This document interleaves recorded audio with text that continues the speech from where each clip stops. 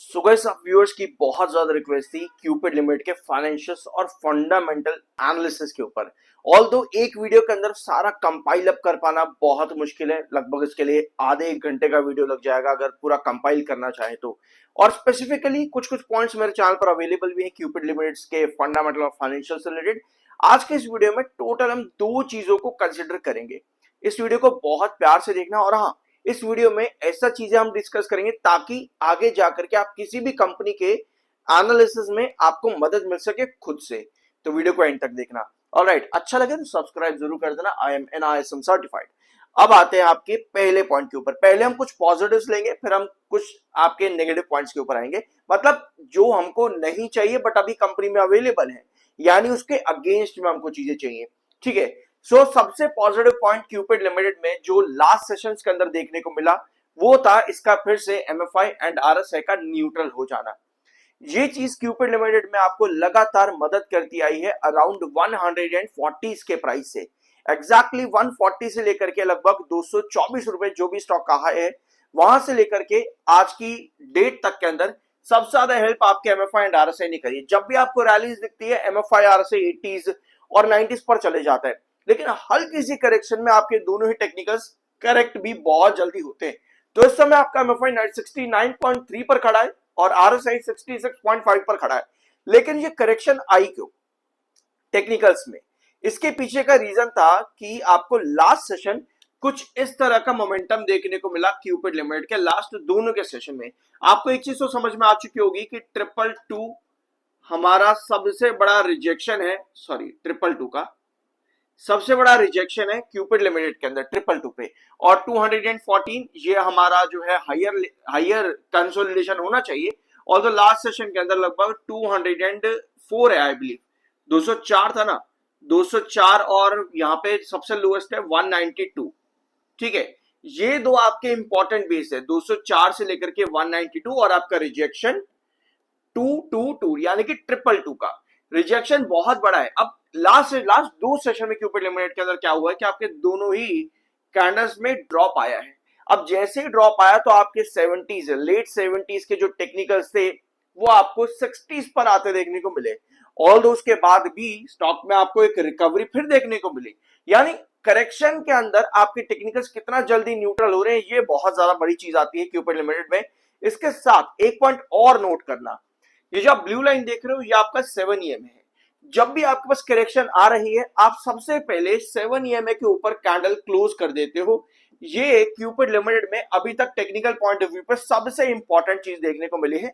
और इसी की वजह से इन दो पॉइंट्स को जब आप कंक्लूड साथ में करते हो, आपका 7 EMA और साथ में आपका RSI एंड MFI, आपको ये रैली 140 के प्राइस से लगातार कैरी करते देखने को मिली है। इनफैक्ट अगर मैं थोड़ा सा पीछे भी जाऊंगा तो ये प्राइस में 120 से ले सकता हूं। यहां पर आपको नजर भी आएगा कि किस तरह से 120 से लगातार एक ही चीज को कैरी करा है क्यूपिड लिमिटेड में। यानी ये एक पॉजिटिव पॉइंट आपके पास बनता है जो कि आपके लास्ट सेशन की कैंडल पर नजर भी आता है। और ये कैंडल कहीं ना कहीं इंडिकेट करती है कि हम फिर से रीटेस्ट करने को जा सकते हैं।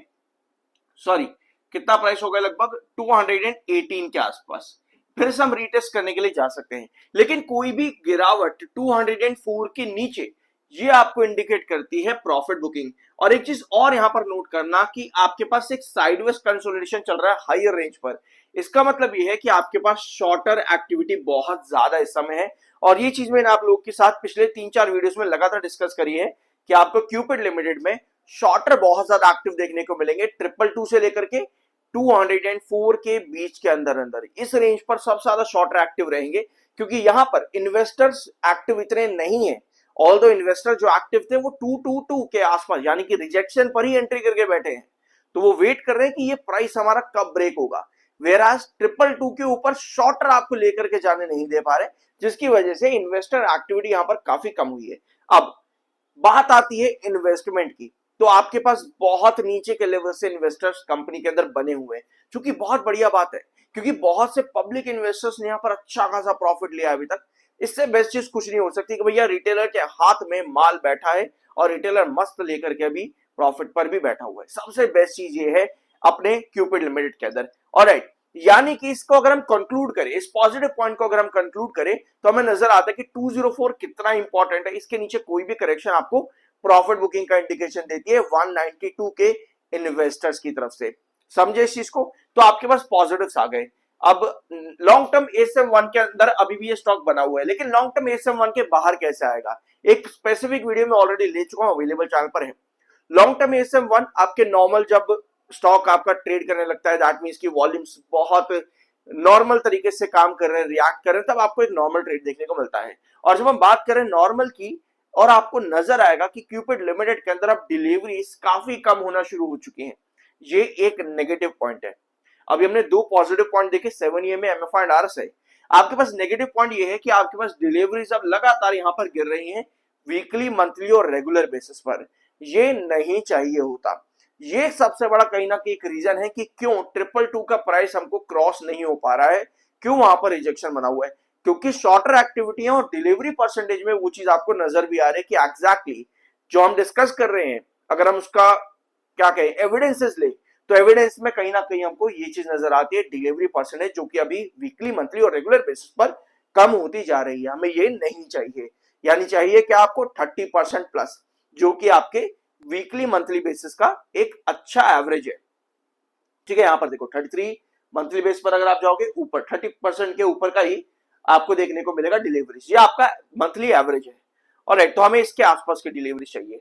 अब आते हैं आपके नेक्स्ट पॉइंट के ऊपर। वैसे मैं ये वाला पॉइंट पहले लेना चाहता हूं, 267 का पी रेशियो। इस पॉइंट को मैं पहले भी कई बार डिस्कस कर चुका हूं। ऐसा नहीं है कि अभी इसका पी रेशियो बहुत ज्यादा बड़ा हुआ है। कंपनी जब अराउंड 120 के आसपास थी, तब भी इसका पी रेशियो बहुत ज्यादा था। तब भी लोग यही रोते थे कि भैया पी बहुत ज्यादा हाई है, गिरेगा, ये हो जाएगा, वो हो जाएगा। लेकिन 100 रुपए ऊपर वहां से भी गया। अब भी पी हाई है, अब भी लोग यही रो रहे हैं कि भैया पी हाई है, बहुत ज्यादा ये है, वो है, वगैरह वगैरह। लेकिन स्टॉक अब भी चल रहा है।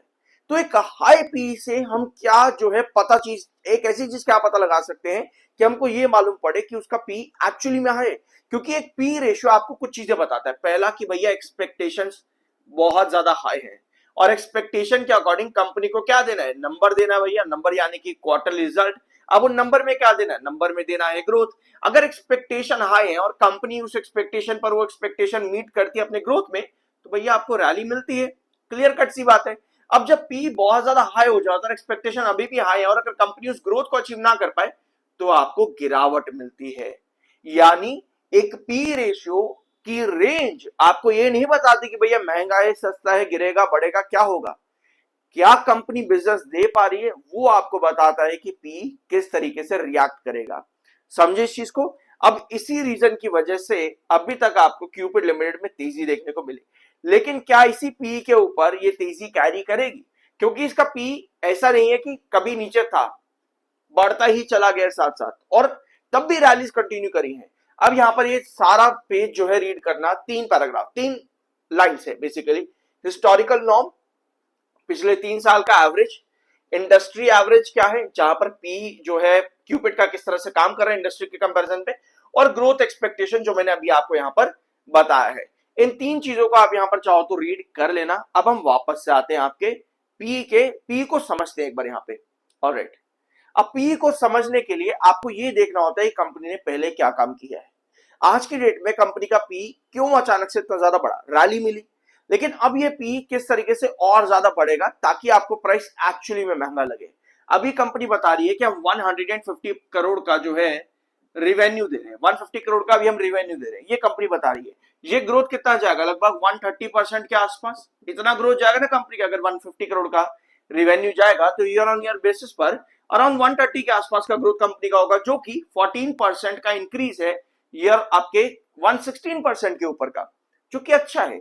इसके पहले तो कंपनी बस 10% पर ही चली थी। अब ये एक रिवेन्यू है जिसके बारे में कंपनी ऑलरेडी बता चुकी है कि हम इतना रिवेन्यू देंगे। कंपनी को पैट के ऊपर, यानी कि पिछले साल के प्रॉफिट पर जो कि 15 करोड़ था, इस पर कंपनी को 214% का ग्रोथ चाहिए। तो 214 और 15 कितना हो जाएगा, ये होगा आपका अराउंड 45 प्लस पे जाएगा ये। और 45 प्लस में ये आपका जो भी होगा कैलकुलेट कर लेना आप लोग इस चीज को, कितना जाएगा ये। तो 214% कंपनी को चाहिए, यानी कि 50 करोड़ के लगभग आसपास ही जाएगा, 50 करोड़ के आसपास ऑलमोस्ट। 50 CR के आसपास आएगा, तो कंपनी को इतना प्रॉफिट देना है ताकि कंपनी का ग्रोथ मैनेज हो सके। लेकिन क्या होगा जब कंपनी 214% का ही ग्रोथ देगी और 50 करोड़ का ही रेवेन्यू देगी, तो ये क्या हो जाएगा, आपका स्टेगनेंट हो जाएगा। ये चीजें आपको बताती हैं कि आपका जो पी है वो एक्चुअली में महंगा बता रहा है या नहीं बता रहा है। समझे इस चीज को। इसका मतलब ये है कि कंपनी का ग्रोथ 214 के ऊपर ही आना जरूरी है, मतलब लगभग 230 240 या अबव। तब आप कहते हो कि पी भले ही बढ़ रहा है लेकिन रैली भी अभी आपको मिलती देखने को मिलेगी। इसका मतलब यह है कि कंपनी ने जो बताया कि हमारा रेवेन्यू बढ़ेगा और इतना ग्रोथ कंपनी का निकलेगा, एक्चुअली के अंदर कंपनी ने उस पर एक रैली प्रोवाइड कर दी, pre rally, pre result rally आप कह सकते हो। अब जब कंपनी रिजल्ट प्रोवाइड करेगी तो वहां पर चैलेंज जो है कंपनी के पैट के ऊपर रहेगा, वहां मालूम पड़ेगा कि कंपनी पैट पर क्या ग्रोथ देगी। अगर देगी तो आप इसमें वापस रैली जो है एक्सपेक्ट करोगे, क्योंकि पी एक्सपेक्टेशन बताता है, तो वो आप रैली वहां पर फिर से ले सकते हो अगर कंपनी 214% के ऊपर का ग्रोथ दे। लेकिन कोई भी ग्रोथ स्टेगनेंट होती है या कम आती है पैट में, वो कहीं ना कहीं आपको क्या बताएगी, प्रॉफिट बुकिंग। इसकी वजह से आपका पी जो है वो मैटर करता है कि ये कितना महंगा और कितना सस्ता हो सकता है। इसका मतलब ये है कि कंपनी को, अगर कोई कंपनी बढ़िया ग्रोथ लगाती चली जा रही है और उसका पी बढ़ता चला जा रहा है, तो कंपनी को वो ग्रोथ और ज्यादा बढ़ाना पड़ेगा ताकि प्राइस भी मैनेज हो सके और पी भी वाइसा वर्सा दोनों एक साथ मैनेज हो सके। दैट मीन्स कि अगर कंपनी अभी 130% का ग्रोथ दे दे तो अगले क्वार्टर्स में 150, 140, 160 इस तरीके से ग्रोथ आना जरूरी है। सिमिलरली प्रॉफिट्स पर 214, 220, 225, 230, 240, 250 इस तरीके से ग्रोथ आना जरूरी होता है। और ये पॉइंट मैंने आपको पहले कई बार बताया भी है। आई होप इस वीडियो में आपको काफी कुछ सीखने को मिला होगा और इन सभी पॉइंट्स को इवैल्यूएट करके आप ये समझ पाए होंगे कि कोई भी कंपनी में पी कितना जरूरी होता है और एक्चुअली में उसकी कैलकुलेशन किस तरीके से की जाती है। अदरवाइज फॉर्मुलेज भी बहुत सारे होते हैं पी के, कि आपको इक्विटी प्राइस क्या चल रहा है, उसके हिसाब से कंपनी ग्रोथ क्या दे रही है, नंबर कैसे आ रहे हैं, क्वार्टरली रिजल्ट्स में कंपनी का रेवेन्यू कैसा आ रहा है, बहुत चीजें आपको कैलकुलेट करनी पड़ती है। लेकिन आई बिलीव कि मैंने बिना किसी कैलकुलेशन के आपको सही तरीके समझाने की कोशिश करी है। I am certified. सब्सक्राइब जरूर करना, मिलता अगले वीडियो में।